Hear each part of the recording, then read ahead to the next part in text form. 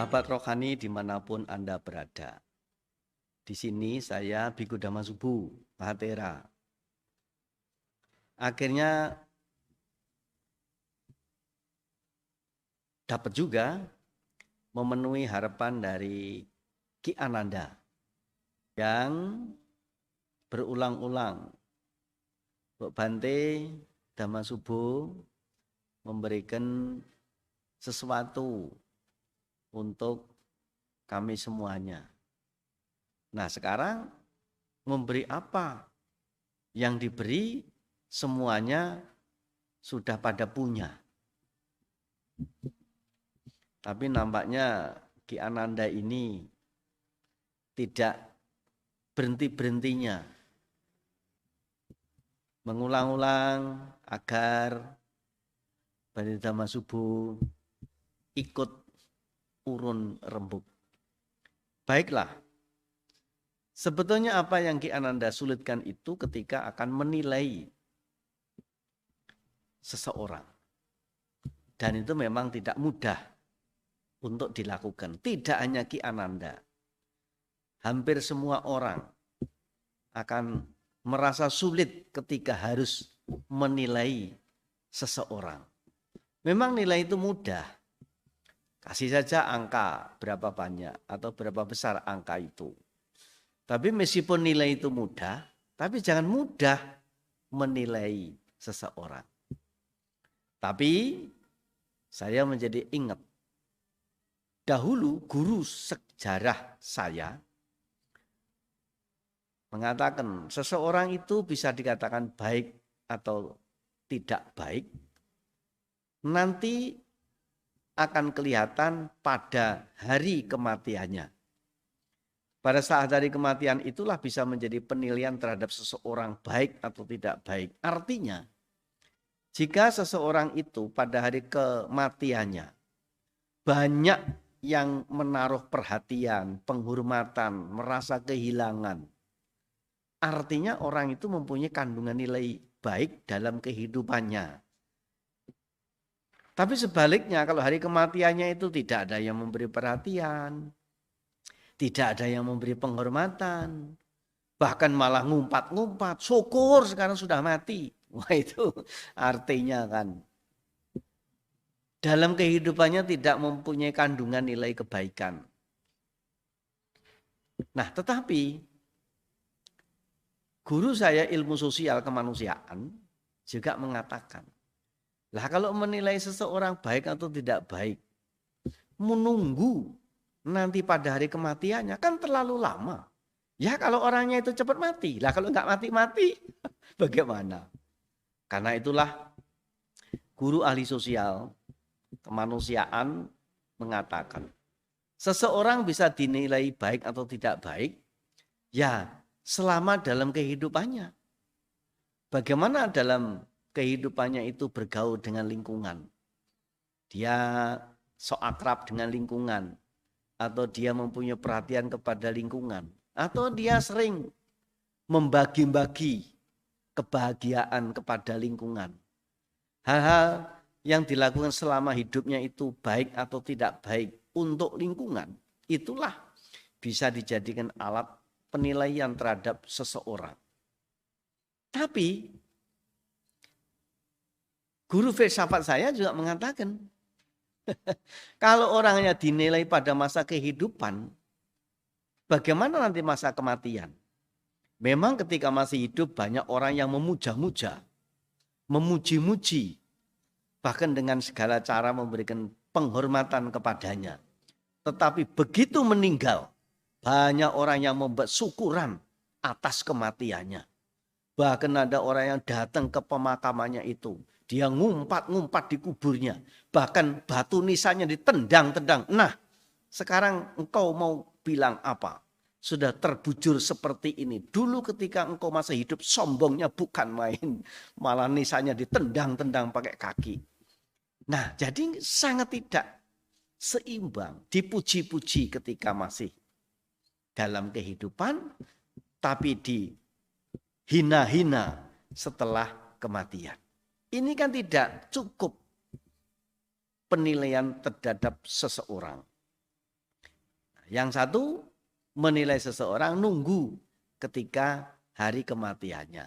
Mungkin semasa hidupnya masih belum bisa dinilai secara pasti baik atau tidak baiknya.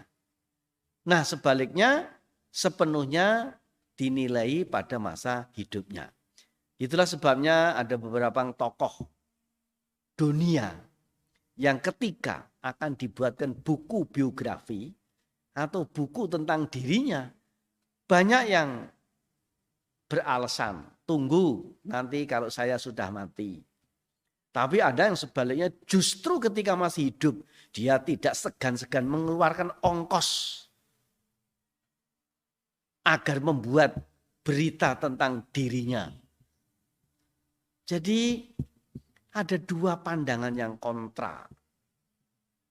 Lalu bagaimana pandangan secara dharma, secara Buddhis?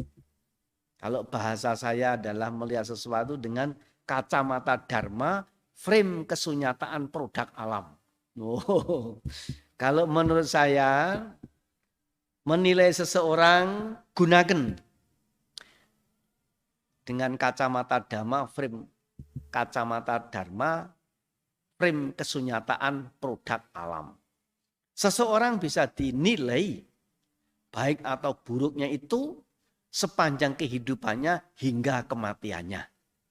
Tidak sedikit tokoh-tokoh yang dinilai kebaikannya dan keburukannya sejak masa hidup hingga setelah kematiannya. Nah, sekarang bagaimana cara Dharma menilai seseorang?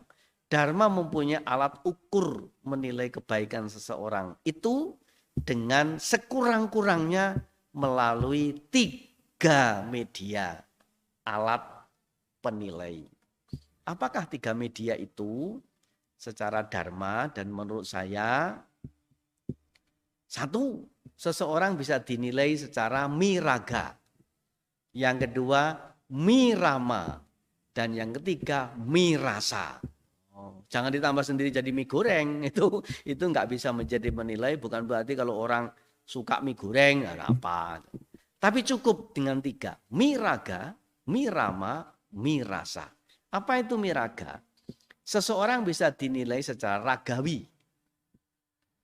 Maka banyak orang kemudian berusaha mendandani secara ragawi agar mendapatkan nilai kebaikan-kebaikan. Lalu orang dandan, make up, dengan menambah aksesoris pada raganya, dengan barang-barang branded. Bayangkan kalau sepatunya branded, ikat pinggangnya branded, tas tentengannya branded, itu pinjaman, kreditan atau utangan, nah itu kan enggak masalah. Tapi kan kelihatan brandednya itu dengan harapan secara ragawi orang itu meningkat nilai harganya. Tapi belum cukup. Karena secara dharma orang bisa dinilai selain secara ragawi, yaitu secara bergerak-gerik. Jadi selain miraga, yang kedua mirama. Seseorang caranya bergerak-gerik tubuh itu bisa dinilai ini orang terpelajar atau kurang ajar. Nah, makanya secara dharma punya tuntunan agar orang itu bisa meningkatkan kualitas hidup dirinya melalui cara bergerak-gerik. Kalau bahasa Buddhistis, para biku, samanera, upasaka, upasika diajari yang namanya sila. Sila itulah salah satu cara untuk melatih diri agar meningkat kualitas hidupnya. Sehingga dengan sila ini secara mudah bisa untuk membedakan kualitas satu orang dengan orang lainnya. Yang membedakan manusia dengan hewan adalah sila. Maka kalau manusia juga tidak mengenal sila, nggak ada bedanya dengan hewan. Nah, nanti kalau sampai memperdalam lagi, sila itu ada peringkatnya. Ada 5 sila, ada 8 sila, ada 10 sila, ada 100 sila, ada 227 sila. Intinya sila adalah sebagai alat untuk meningkatkan kualitas hidup bagi seseorang. Nah, yang ketiga adalah mirasa. Mirasa adalah ungkapan cita rasa yang tidak kelihatan secara fisikal. Mungkin orang secara penampilan secara fisik menarik, halus, perilakunya ya tidak sembarangan, omongannya halus, gerak-geriknya halus, tetapi ternyata perilakunya yang halus secara lahiriah itu sengaja dibuat untuk menutupi kejahatan jiwanya. Maka banyak orang terkecoh, banyak orang terperangkap, banyak orang tertipu terang-terangan dari cara berpenampilan untuk manipulasi cita rasa kejiwaannya. Nah, karena itulah kalau bisa menilai seseorang itu hendaknya dari semua sisi, baik sisi miraga, sisi mirama, sisi mirasa. Minimal ya dapat 50% per 1. Agar kita tidak sering menjadi korban keadaan, korban penampilan oleh kemahiran seseorang tertentu dengan cara memanipulasi untuk sekadar mendapatkan peningkatan nilai kualitas diri. Dan yang paling umum adalah selalu mengatakan agar dirinya menjadi baik dengan cara mengatakan yang lain jelek. Wah, itu umum sekali itu. Padahal pelajaran terbaik yang tidak membuat sulit diri sendiri, orang lain, dan lingkungan. Keuntungan terbesar yang tidak mengakibatkan kerugian bagi diri sendiri, orang lain, dan lingkungan.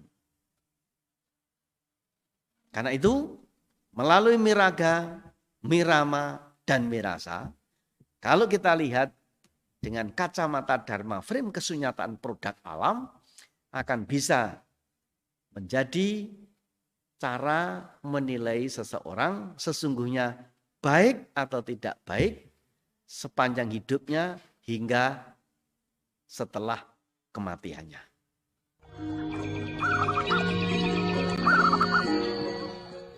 Terima kasih.